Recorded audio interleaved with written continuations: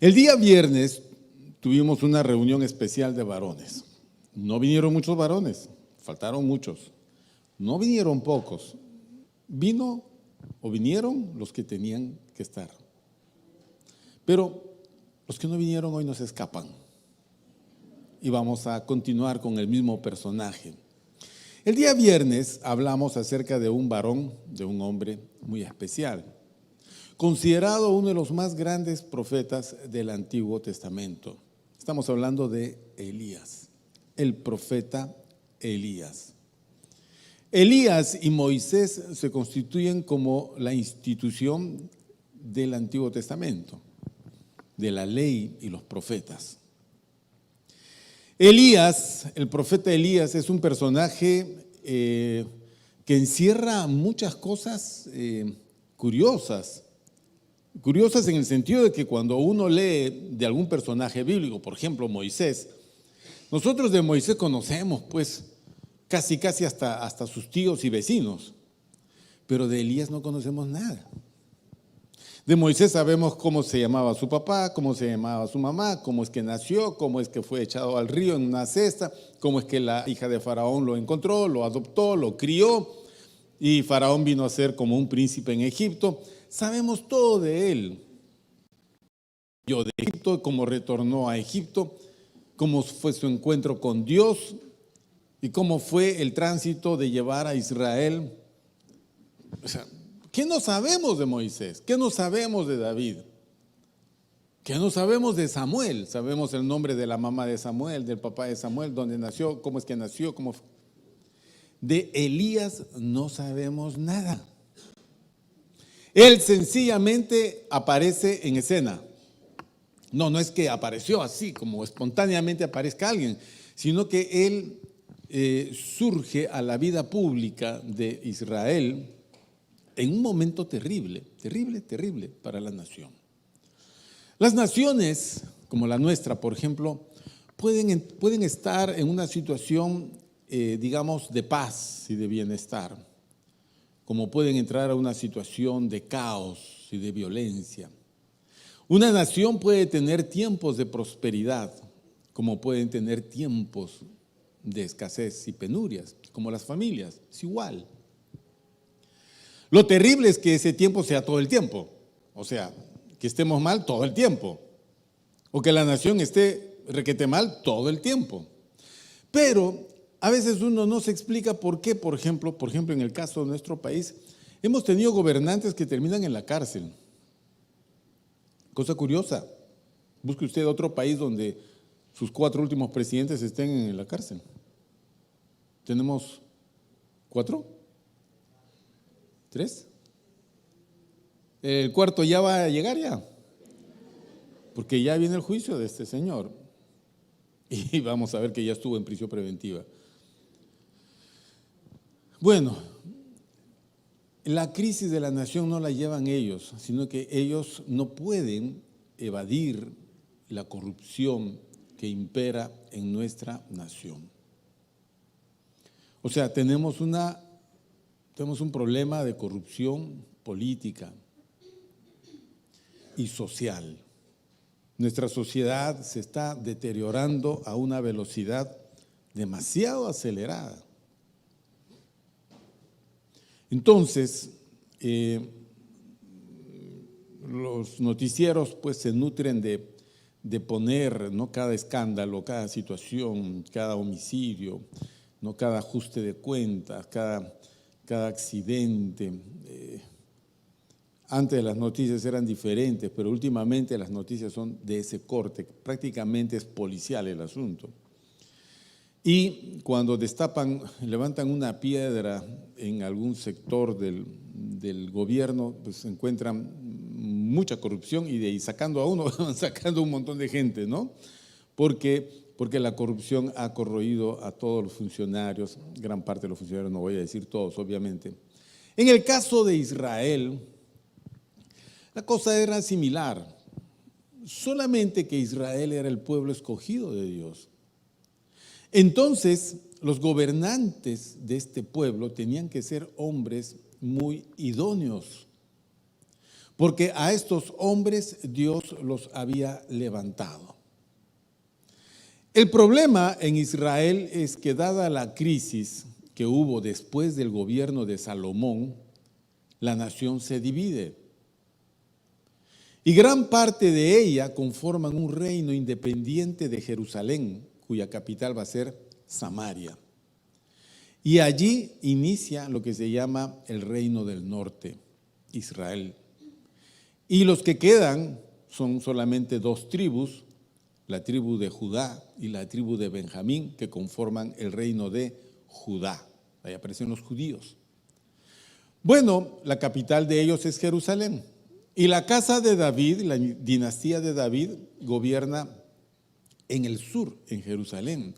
Y en el norte son diversos reyes que van usurpando el trono vía, ¿cómo se llama?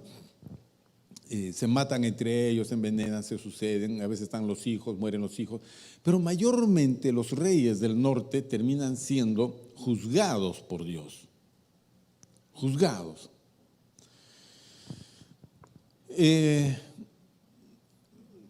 ¿Por qué el reino se divide?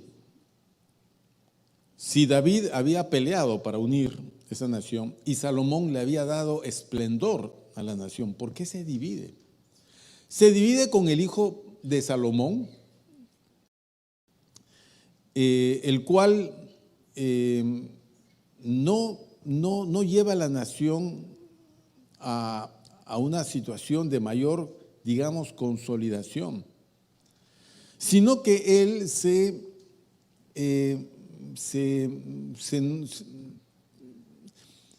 pierde en el consejo, porque la nación estaba cansada y agotada del reino de su padre, de Salomón, y le piden al rey, al hijo de Salomón, que se llama Roboam, que aligere la carga, los impuestos y el trabajo forzado. Y el rey busca el consejo entre los consejeros de su padre y dice: ¿ustedes qué opinan? Y ellos le dicen: es justa la petición, aligera la carga a este pueblo y este pueblo te amará.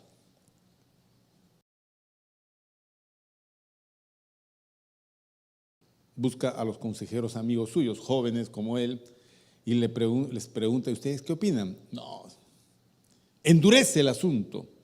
Diles que si mi padre fue severo, tú serás recontra severo. Que si él los azotó con espinos, tú los azotarás con escorpiones. Y él aceptó el consejo de los jóvenes, sus amigos. Y esa fue la respuesta.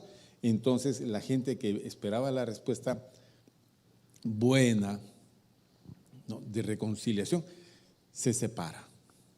Bueno, la separación no solamente fue política, es decir, 10 tribus se fueron en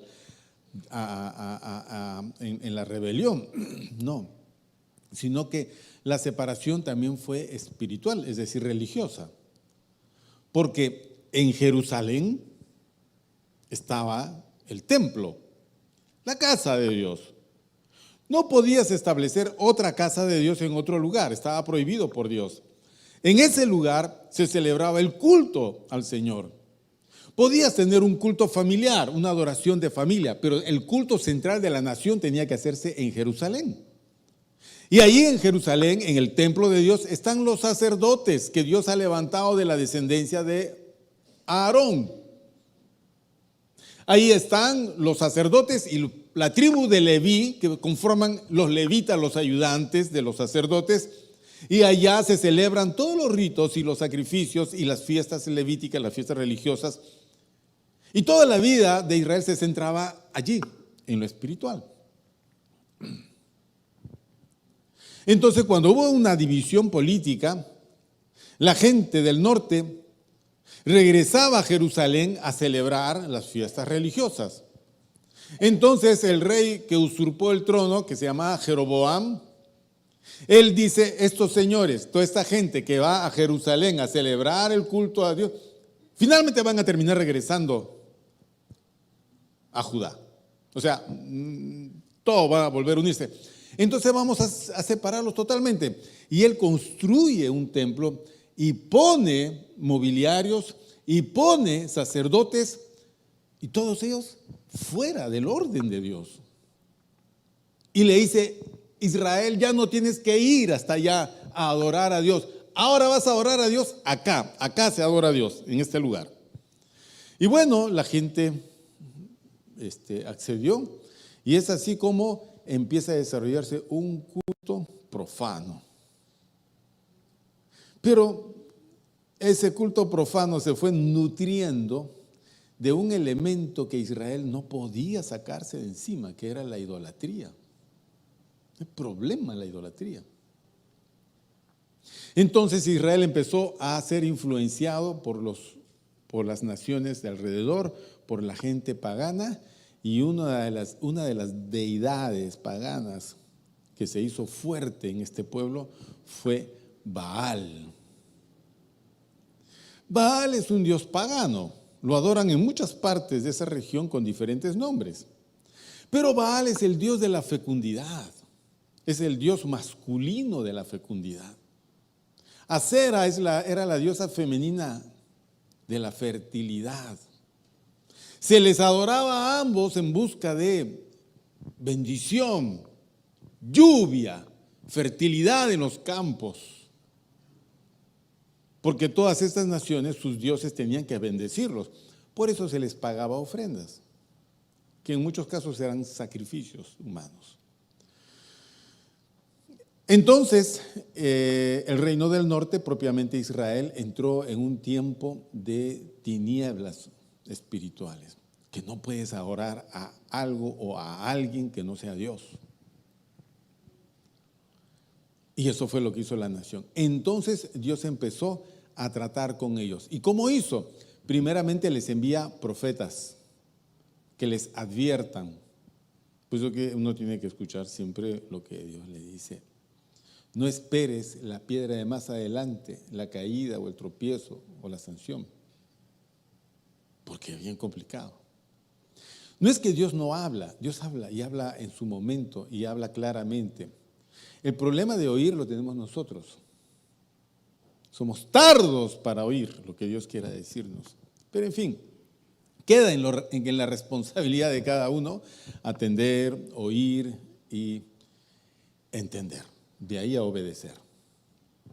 Entonces los profetas venían pues a los reyes a amonestarlos.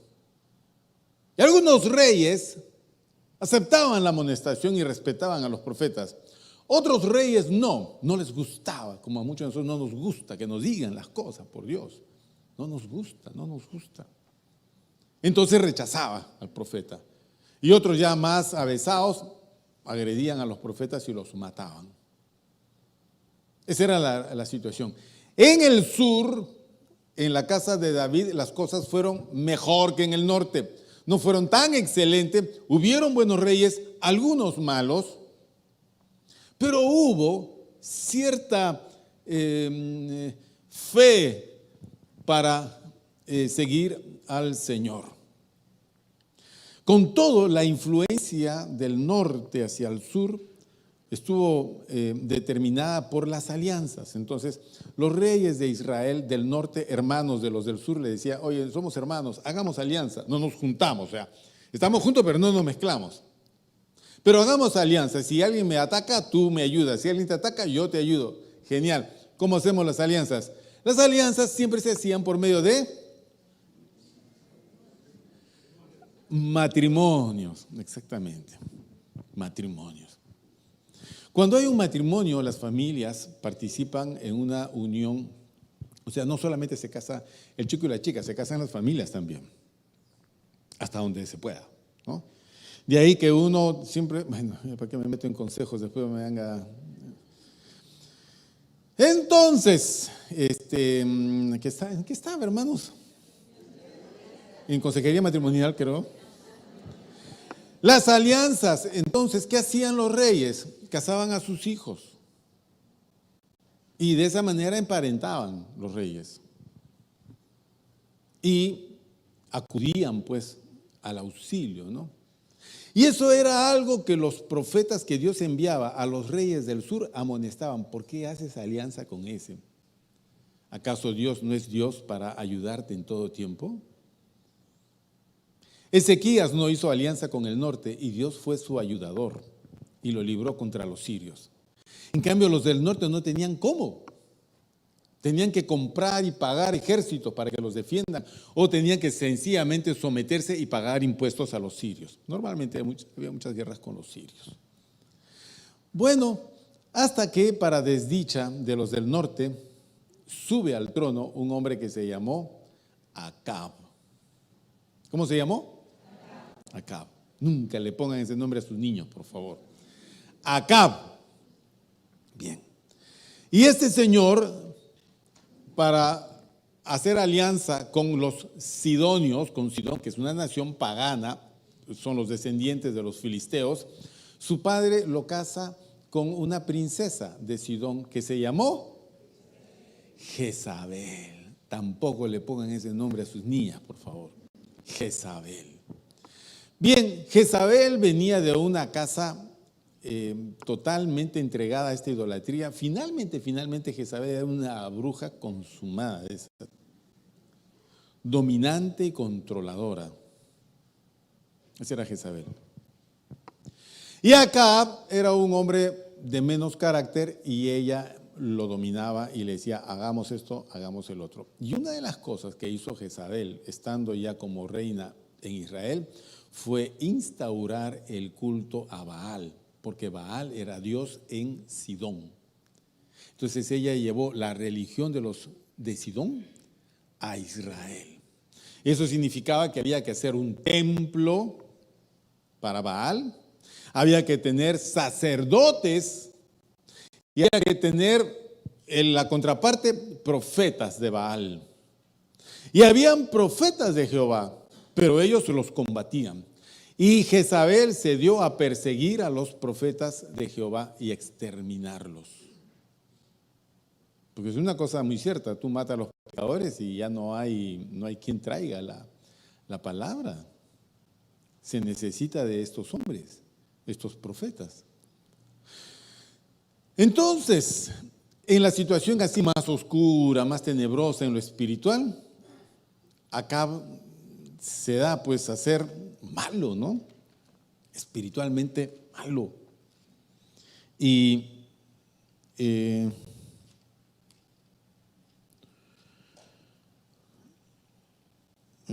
qué más? Y vamos a leer. Primera de Reyes 16. Ya basta de introducción, vamos de frente al texto.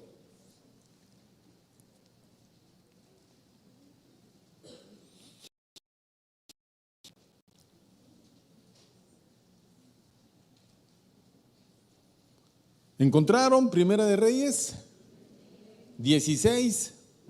El capítulo 16. Bien. En el versículo 29, vamos a leer la introducción de lo que significa Acab en el reino. Dice, 16:29, comenzó a reinar Acab, hijo de Omri, sobre Israel el año 38 de Asa, rey de Judá. Y reinó Acab, hijo de Omri, sobre Israel en Samaria 22 años. Y Acab, hijo de Omri, hizo lo malo ante los ojos de Jehová, más que todos los que reinaron antes de él.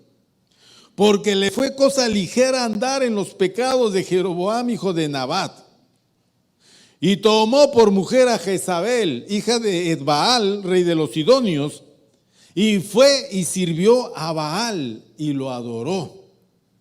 E hizo altar a Baal en el templo de Baal que él edificó en Samaria.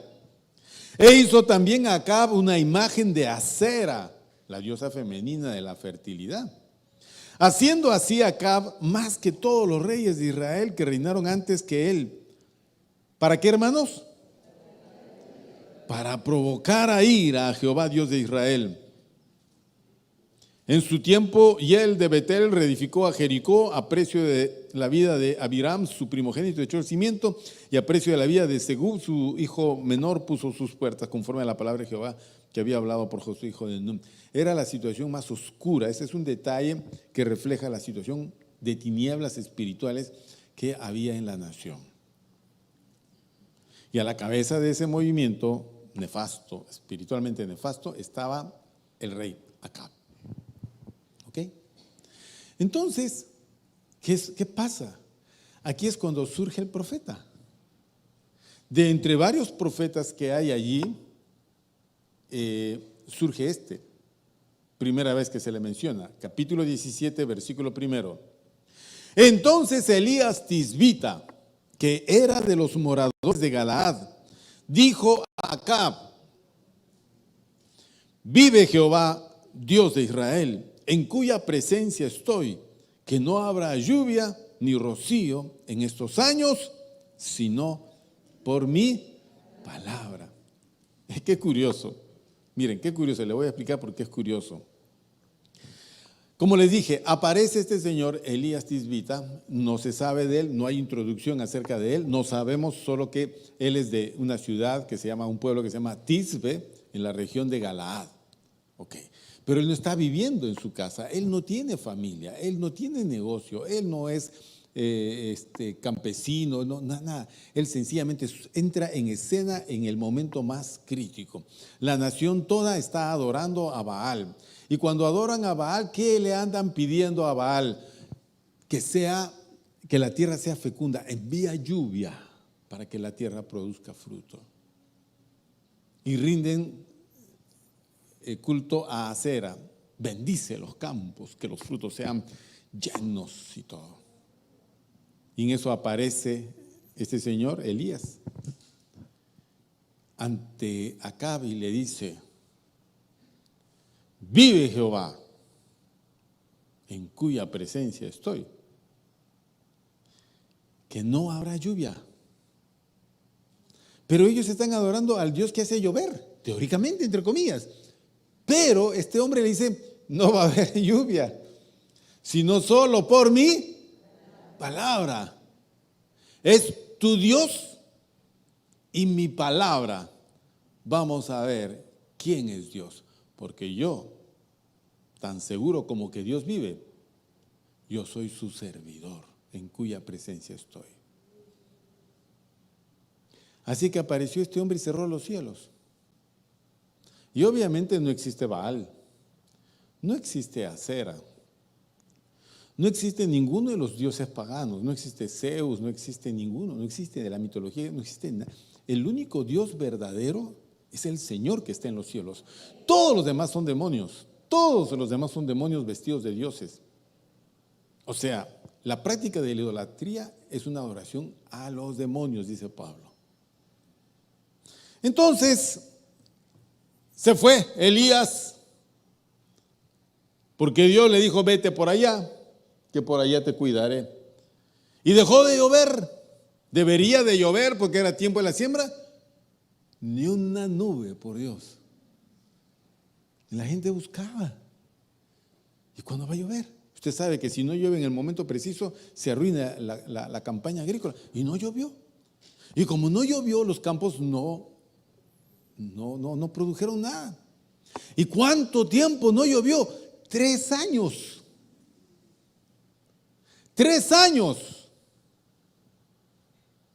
¿Cuántas campañas agrícolas hay en 3 años? Bueno, no las hubo y por tanto, si el campo no produce, los animales se mueren y la gente padece hambre y se muere.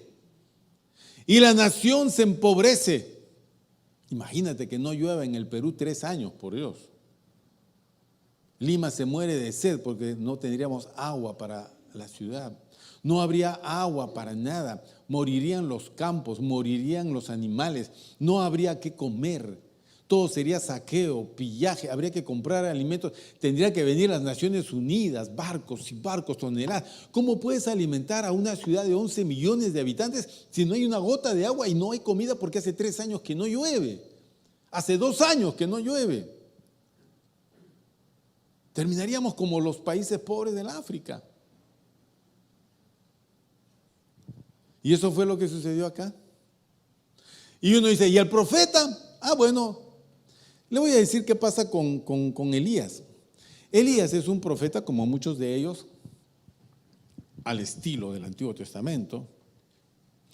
Ellos solo viven para servir al Señor.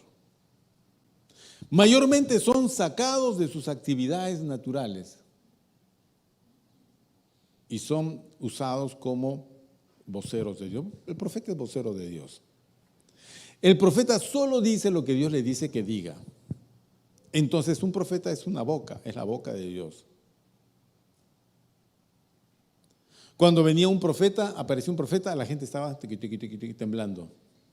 ¿Y ahora qué nos dirá Dios?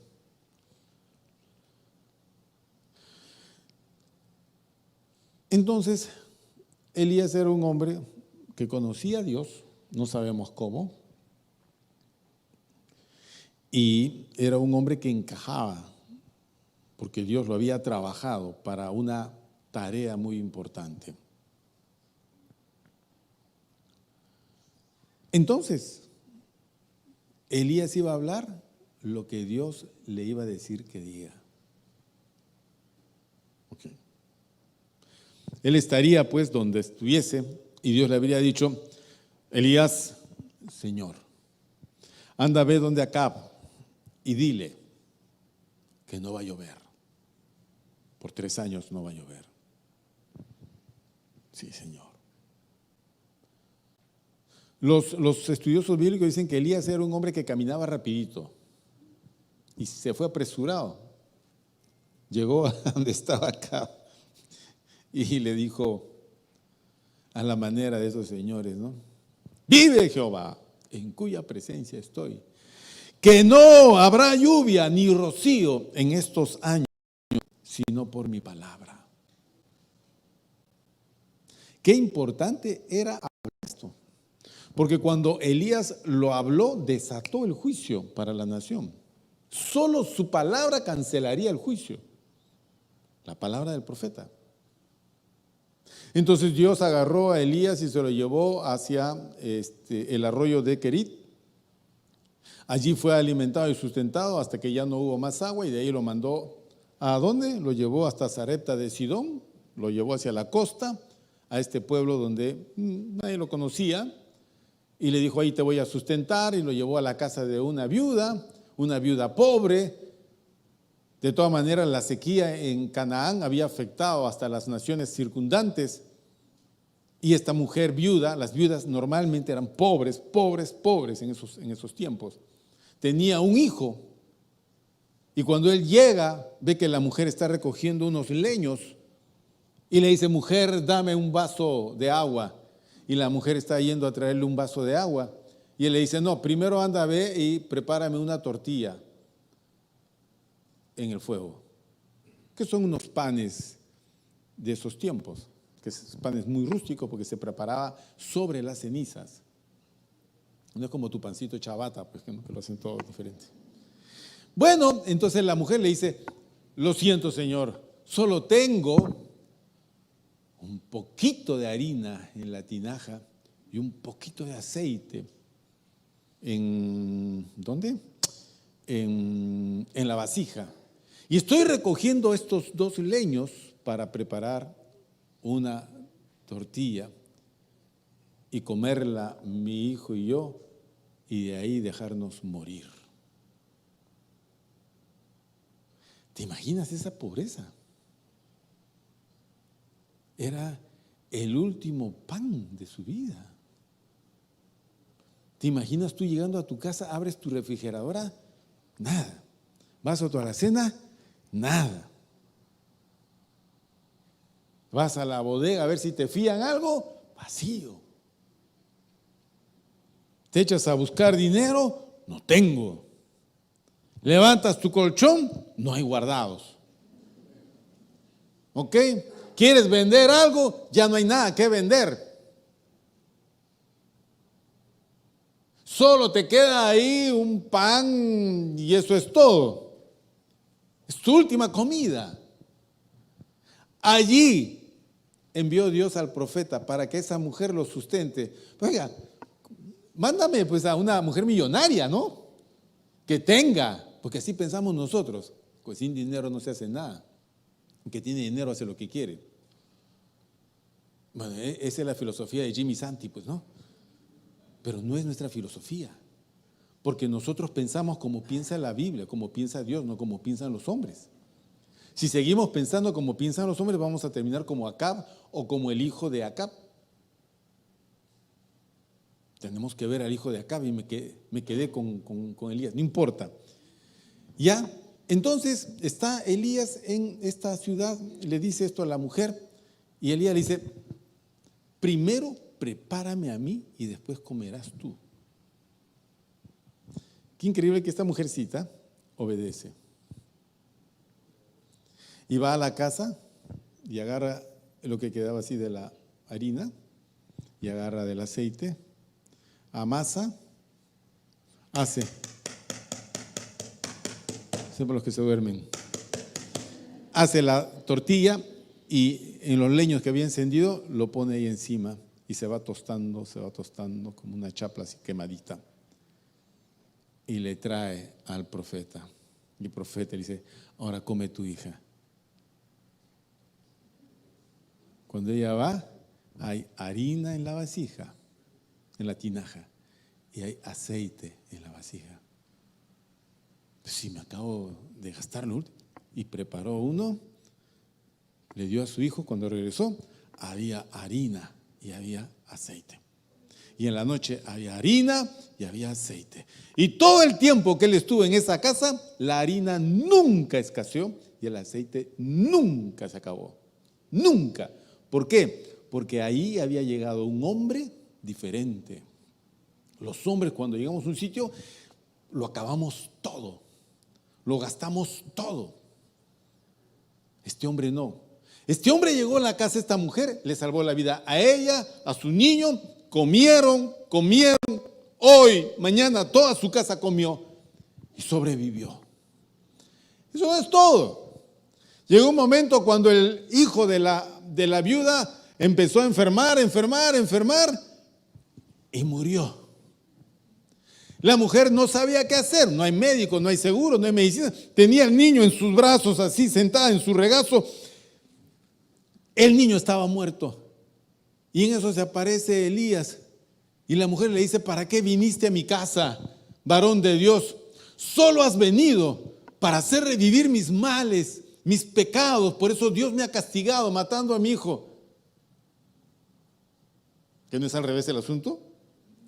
Pero la gente piensa así, pues la gente le culpa a Dios de sus cosas. No, no es así. Trae acá. Elías cargó al niño, subió a las escaleras, lo llevó al cuarto, lo echó sobre la cama y se echó 3 veces sobre él. Y oró al Señor. Señor, haz vivir al hijo de esta mujer. No la vas a herir. El niño se despertó. El espíritu volvió a él y el niño volvió a la vida. Cosas curiosas, Elías Tisbita. Él tenía el control de los cielos, de los elementos y de la vida. ¿Y sabes por qué? Porque era un hombre que andaba en la presencia del Señor. Si sigues andando en TikTok, no creo que hagas nada de nada. Si sigues buscando diversión, no alcanzarás nada. Si sigues portándote como te portas, no llegarás a la esquina. Bueno, a duras penas lo que la fuerza humana te permita, tu habilidad, tu inteligencia, pero eso es nada, finalmente es nada. Algún día serás derrotado por las circunstancias y ahí quedó, allí quedó. Pero Elías no. Él era el hombre que recogía de Dios todo lo que tenía que él hacer o decir. Y llevaba todo eso en él, lo llevaba en sus labios, de tal manera que cuando él hablaba, las cosas eran diferentes. Cuando él hablaba, los cielos se cerraban. Cuando él hablaba, los cielos se abrían. Cuando él hablaba, las cosas se multiplicaban. Cuando él hablaba, el espíritu volvía al cuerpo muerto. Mira tú. Entonces, vamos al texto que nos corresponde. Segunda de Reyes. Ah, bueno, no te estoy contando un montón de cosas que pasó entre Acab y Elías. ¿Por qué? Porque finalmente se desató una guerra entre Acab y Elías. Acab le tenía cierto temor a Elías, pero la mujer de Acab, más brava la señora, no. Dijo, a ese lo voy a matar. Como maté a los otros, a ese lo voy a matar. ¿Ustedes han visto a las mamás cuando se pelean en las puertas de los colegios? ¿Ah? ¿Han visto o no han visto?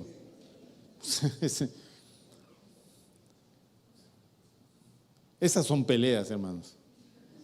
Pero cuando antes de esa bronca, algunas mamás dicen, voy a llamar a mi marido, llama a tu marido. Así voy a llamar a mi marido, así como mi marido va a masacrar a tu marido. Llámalo, ese gordo inútil. Y ya viene el señor de acá, y dice, ese es. Y la otra dice, sí, ese es. Viene y dice, ¿cómo está, señor? Buenas tardes, ¿qué tal? ¿Cómo le va? Dicen que hay un problema con el niño.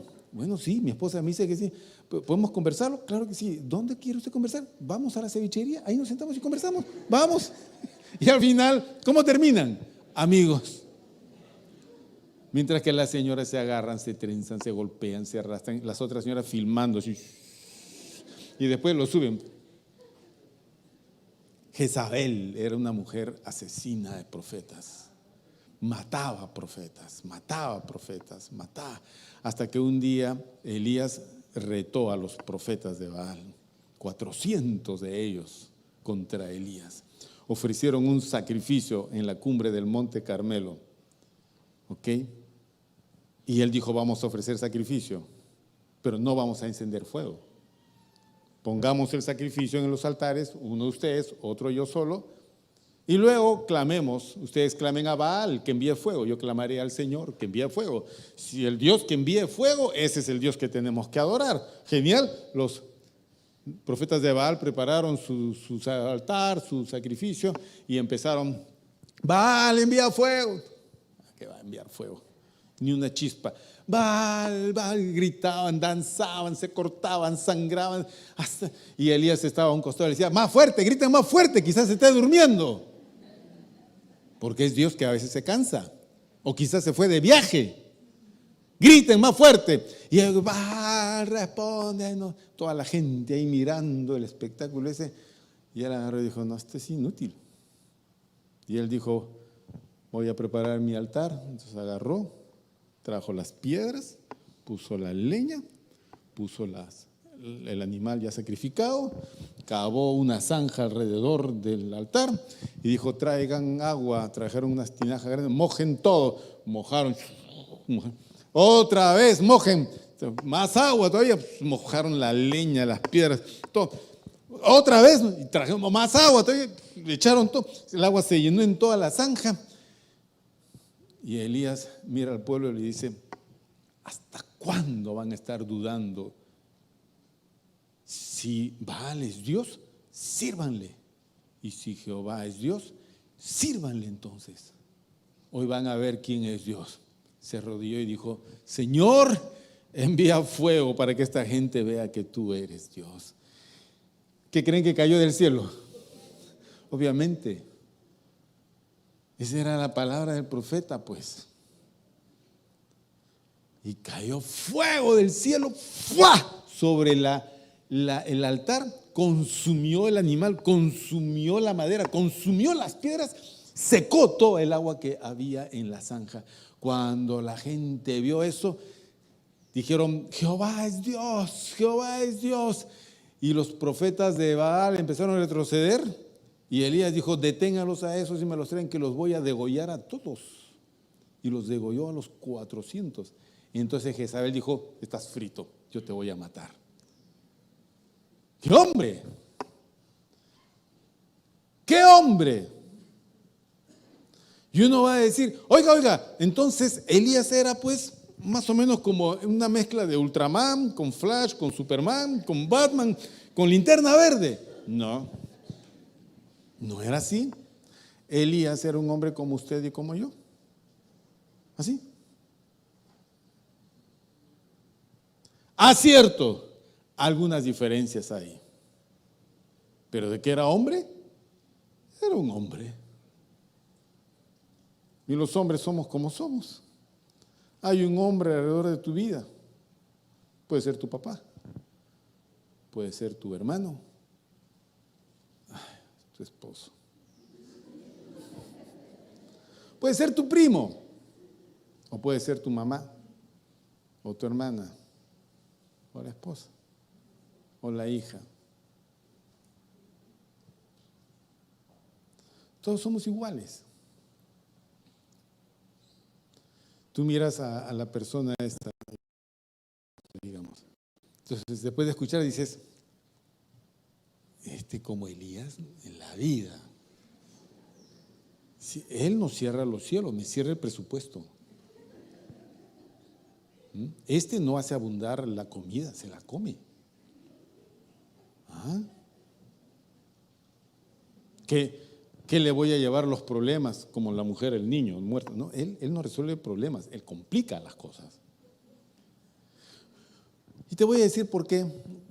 Porque Elías, ¿qué cosa es? Es como dijo Juan el Bautista, yo solo soy una voz. ¿Qué somos los hombres? Miren, lo más maravilloso de los hombres es que tenemos algo que asemeja a Dios en algunos aspectos más, y eso es hablar. Tú sabes que hablar es la cosa más maravillosa que existe. ¿Por qué encerramos canarios en una jaula en vez de dejarlos libres? ¿Por qué encerramos canarios? ¿Por qué? Porque echan fuego. ¿Por qué? Porque cantan. ¿Me entiende? Porque cantan. ¿No está tu vida ligada a la música? ¿Cuál fue la primera melodía que escuchaste y que llenó tu corazón? Lo que tu mamá te cantó. Sí, que te cantó, ¿no? Te cantó. ¿No está nuestra vida saturada de música y de palabras? ¿Y no es acaso la manera de comunicar? Nosotros no nos comunicamos pues como esos marineros en los portaaviones o los señores en el aeropuerto. Tú no te ves con alguien y sacas tus banderitas y le dices, hola, ¿qué tal? Soy yo. Nadie se comunica así. ¿Cómo nos comunicamos? Hablando. ¿Cómo manifiestas tu enojo? Hablando. ¿Cómo manifiestas tu burla? Hablando.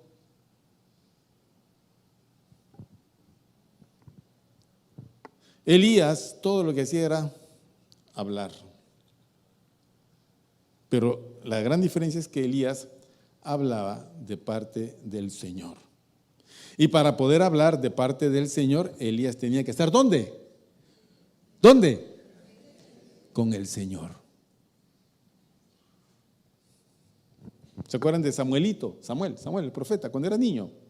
Y el Señor lo llamaba, Samuel. Y él pensaba que era el sacerdote Elí que lo llamaba y corría donde él en la noche y le decía, ¿para qué me has llamado, Señor? Yo no te he llamado, niño, anda, vete a tu cama y acuéstate. Bueno, Elías, Samuel fue a su cuarto a dormir, era pequeño todavía, y estaba durmiendo y otra vez el Señor, Samuel. Y Samuel dijo, me llama otra vez el sacerdote Elías. Y se levantó porque Samuelito era un niño que vivía en el templo. Había sido criado por los sacerdotes, pues, la historia la conocen. Y va donde Elías y le dice, Elí. Y le dice, ¿para qué me has llamado? Yo no te he llamado. Ve y acuéstate. Y se fue. Y el sacerdote dice, yo creo que Dios está llamando a este niño.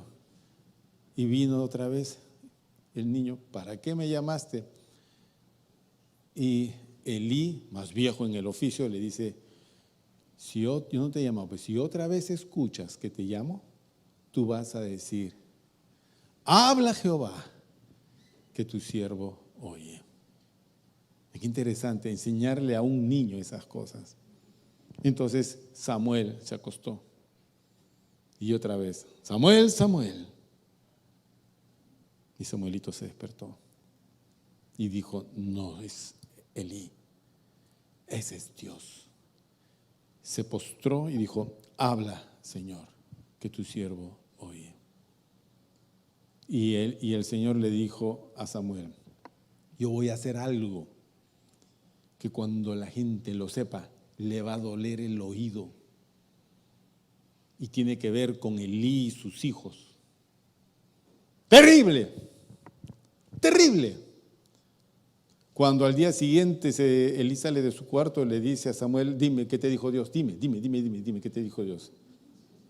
No me niegues ninguna palabra. Y Elí le dijo todo lo que Dios le había dicho. Samuel le dice, Elí le responde, es Dios. Los profetas son así. Segunda de Reyes, capítulo 1. Acab y lo reemplaza su hijo Ocosías, rey de Israel. ¿Ok?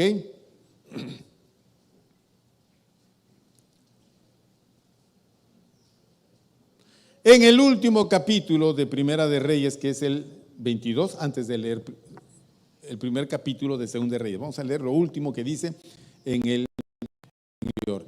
Versículo 51, ya 51, dice, Ocosías, hijo de Acab, comenzó a reinar sobre Israel en Samaria el año 17 de Josafat, rey de Judá.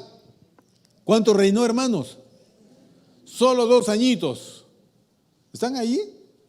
Ok. Versículo 52. E hizo lo malo ante los ojos de Jehová. Pues este hombre tampoco hizo bien. Y anduvo en el camino de su padre. Hay que tener mucho cuidado con los hijos, porque los hijos van a andar en sus caminos. Si mis caminos son rectos, ellos andarán en caminos rectos. Si mis caminos son sinuosos, ellos andarán así. Si mis caminos son torcidos, ellos se van a torcer. Si yo soy un hombre calmado, mis hijos van a ser calmados. Si yo soy un hombre pues de así, si yo soy un hombre que le gusta comer, sus hijos ¿cómo van a ser? De buen diente. Si el padre es mentiroso, los hijos salen mentirosos. Si el padre es un borracho, sus hijos son borrachos. Hay que romper esa regla y tenemos que romperla como fuere. Hoy que no tienes hijos y que vas a tener hijos, entiende que tus hijos tienen que andar en tus caminos. Por lo tanto, tienes que escoger los mejores caminos. Y no hay mejor camino que el camino del Señor. Pero los caminos de acá eran los caminos de Baal. Y este joven Ocosías no tenía opción. Él había visto el conflicto entre su padre y Elías. Dijo, qué pesado es este profeta, por Dios. Solo profeta de mal agüero es. Trae problemas al reino. No, los problemas los traía su padre. Su padre era el problema. Pero bien, murió el Señor. Y ahora Ocosías es el rey. Versículo 52. E hizo lo malo ante los ojos de Jehová y anduvo en el camino de su padre, en el camino de su madre. De su madre. Yo recuerdo a mi mamita con mucho cariño. Yo siempre digo, mi madre fue una mujer extraordinaria. Genio. Tú te podías meter con mi mamá porque ella sí te ponía en tu lugar. Mi mamá.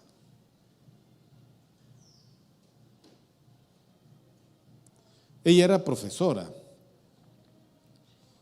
Y uno cuando visita Huancavelica y se encuentra, donde yo soy, y uno se encuentra o lo reconocen a uno como hijo de la señora Eva, que ya son hombres mayores, ellos dicen, tú eres Cuba, tú eres hijo de la profesora Eva. Sí. Tu mamá. Dicen así. Gracias a tu mamá es que yo viste, gracias a que tu mamá me dijo, gracias a que tu mamá me daba, me corrigió, gracias a que tu mamá y tu mamá. Y uno dice, yo valoro eso y digo, vaya, ¿cuánta bendición puede regalar una persona si es que señala lo correcto, ¿no? Establece lo correcto. Pero con Jezabel, mis queridos hermanos, ¿qué modelo podíamos tener allí? El yugo desigual de este señor Acab llevó a que su hijo copiase el modelo que esta mujer trajo a la vida del reino. Un camino de idolatría.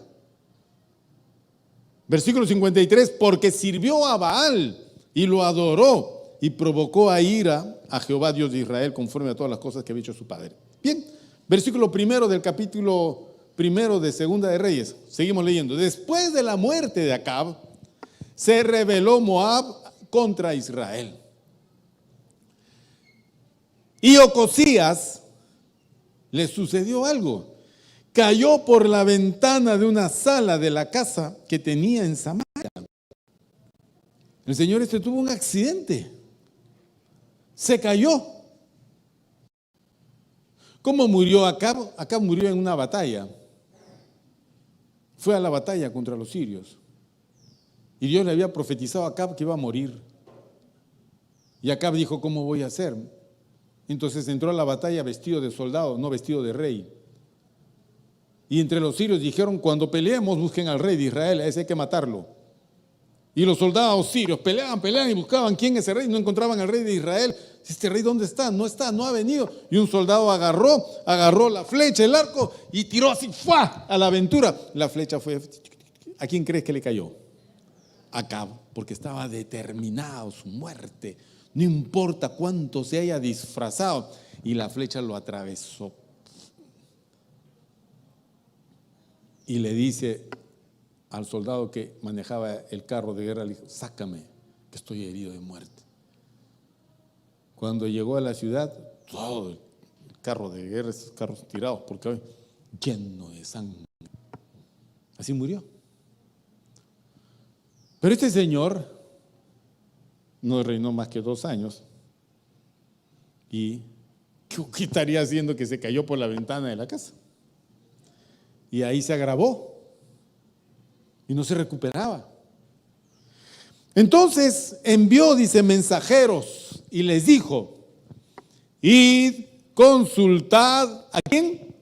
A Baal-zebub, dios de Ecrón, si he de sanar de esta mi enfermedad. O sea, siguiendo los caminos de su madre, hizo consultar a un dios que no existe, un dios pagano, siendo él un israelita, habiendo Dios en el cielo, le manda a consultar con mensajeros si iba a sanar de su enfermedad. Todos nosotros vamos a enfrentar algún día alguna enfermedad que es solo del momento o alguna que es muy grave. ¿A quién le vas a preguntar? ¿Al doctor? Obviamente vas a llegar al doctor, pero primero tienes que ir delante de Dios. Primerito. ¿Ok? Y cuando vayas donde el médico, si primero le consultaste a Dios, Dios te va a poner el médico al cual tienes que ir. No puedes ir a cualquier médico. O Dios te sana, o Dios usa sus instrumentos, pero que sea Dios. Bueno, este hombre mandó mensajeros para consultar a Baal-zebub si iba a sanar esa enfermedad. Versículo 3, entonces el ángel de Jehová habló a Elías Tisbita, diciendo, levántate y sube a encontrarte con los mensajeros del rey de Samaria y diles, no hay Dios en Israel que vais a consultar a Baal-zebub, dios de Ecrón. Por tanto, así ha dicho Jehová, del lecho en que estás, no te levantarás, sino que ciertamente morirás.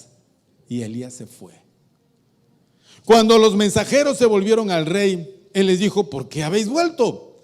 Ellos le respondieron, a un varón que nos dijo, id y volveos al rey que os envió y decidle, así ha dicho Jehová, no hay Dios en Israel que tú envías a consultar a Baal-zebub, dios de Ecrón. Por tanto, del lecho en que estás, no te levantarás, de cierto morirás. Chispas. Pregunta, entonces él les dijo, ¿cómo era aquel varón que encontrasteis y os dijo tales palabras? Y ellos le respondieron, un varón que tenía vestido de pelo y ceñía sus lomos con un cinturón de cuero. Entonces él dijo, es Elías Tisbita, estoy muerto. Porque lo que este hombre dice, eso es lo que sucede.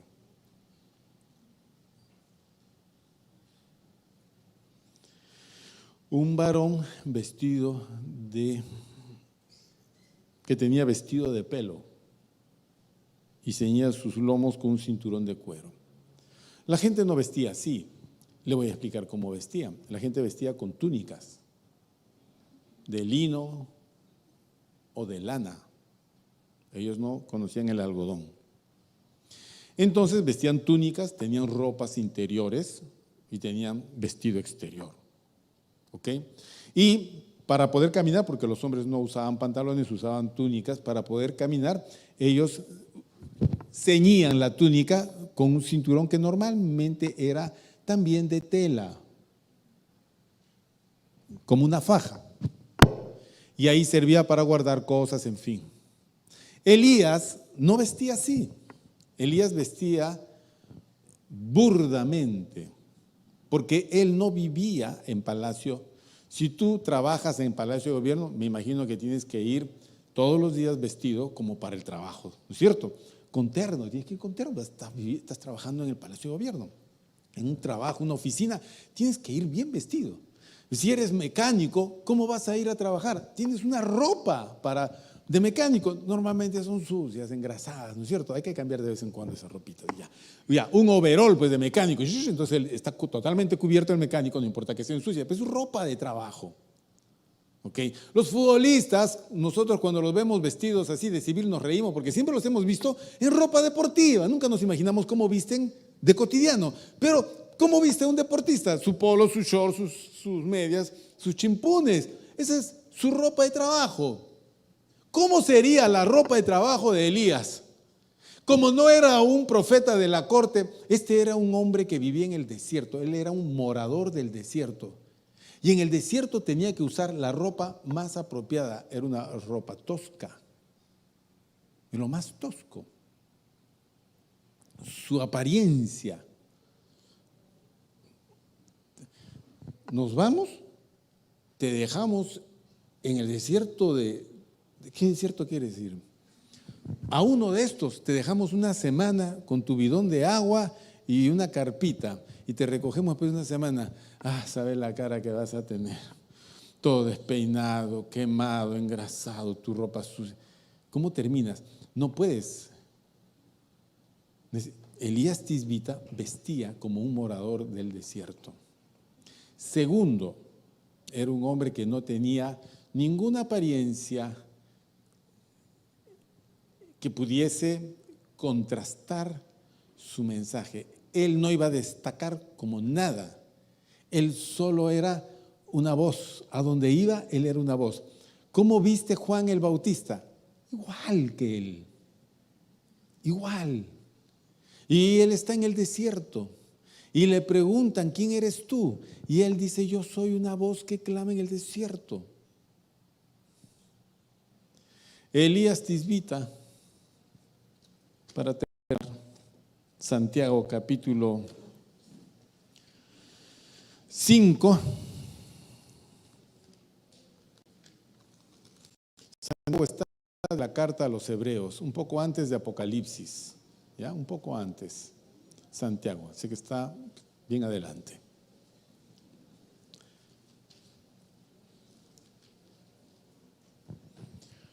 Bien, vamos a cerrar entonces porque el tiempo ya nos ganó. Capítulo 5 de Santiago, versículo 17 dice, Elías era hombre sujeto a pasiones semejantes a las nuestras. Entonces no era un superhombre, no. Entonces era un hombre como todos nosotros, como todos. Con pasiones semejantes a las nuestras, es decir, Elías tenía las tendencias naturales de la naturaleza humana que todos los hombres tenemos, todos, hambre, sueño, se cansaba, era tentado, tenía una concupiscencia que trabajaba. Él era un hombre sujeto a esas pasiones, pero ese no es el problema. Así nacemos hombres y mujeres. La gran diferencia es que este hombre se acercó al Señor, dice, y oró fervientemente para que no lloviese, y no llovió sobre la tierra por 3 años y 6 meses. Yo me imagino que el Señor, como Elías era un hombre que oraba, él aprendió a comunicarse con Dios, aprendió a escuchar a Dios. Y Dios le habría dicho, yo estoy creando una situación mía, de mi imaginación, le habría dicho, Elías, ora, que voy a hacer una cosa extraordinaria. Entonces Elías empezó a orar fervientemente. ¿Sabes qué significa la palabra fervientemente? Significa de forma así, estirada, cuando estiras algo así. Así era la oración de Elías. Nosotros somos más de oración flecha. Y ahora tengo que orar. Señor, gracias. Tú eres buenito. Te amo, papá. Ya está, ya oré. La verdad que eso no salió de la habitación. Dios se quedó así. Se fue. Yo quería hablar con él, pero él se fue. Nunca tiene tiempo para mí. A veces los hijos se quejan de que los papás no tienen tiempo para ellos. Por eso se buscan amigos, se buscan vicios. Pero en el caso de Dios, somos nosotros los que no tenemos tiempo para nuestro Padre Dios. Él sí tiene tiempo. Él quiere hablar. Hablar con Dios se da en el tiempo de la oración. La oración de un cristiano tiene que ser así, estirada, extensa, intensa. No importa las pasiones. ¿Eres tentado? Todos somos tentados. Todos somos tentados. Tienes tu carácter, todos lo tenemos. Algunos para acá, otros para allá. Pero la oración lo cambia todo. Porque la oración me acerca a Dios. La oración me acerca a Dios. Y Dios me comunica sus planes, lo que Él va a hacer. Me cambia. ¿Ya oraste por ese asunto? ¿Vas a entrar a un negocio? ¿Ya oraste por ese negocio? ¿Vas a comprar un carro? ¿Ya oraste por ese carro? ¿Ya oraron por eso? ¿Vas a comer?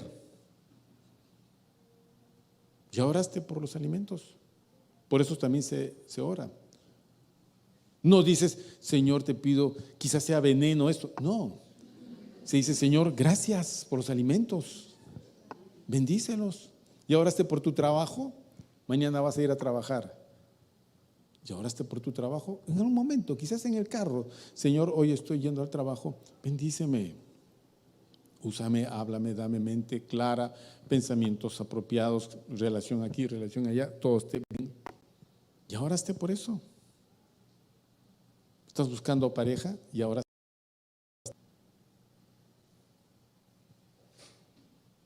¿No hay plata? ¿Ya oraste? Si no tienes dinero, no te prestes, no vayas al banco, tienes que orar. ¿Te duele algo? ¿Ya oraste? ¿No tienes ganas de venir a la iglesia? ¿Ya oraste por eso?